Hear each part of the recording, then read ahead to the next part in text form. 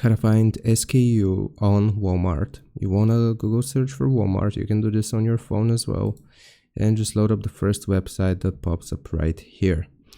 I'm just going to search for any item and I'll show you how we can find the SKU.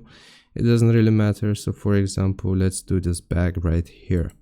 If you find your Walmart item here on the website, you can also search for it.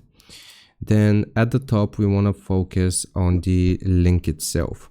So right here, it's going to show you the name, and after the name, you should see some numbers. Now these numbers in our specific case are the SKU numbers. You can right click and copy them, and that's basically how you find them. And you can repeat this for any Walmart item that you want. For example, here again, you will see the link, the name, and you will see these numbers, and that's going to be the SKU. I hope this helps. Leave a like and sub, and I'll see you next time.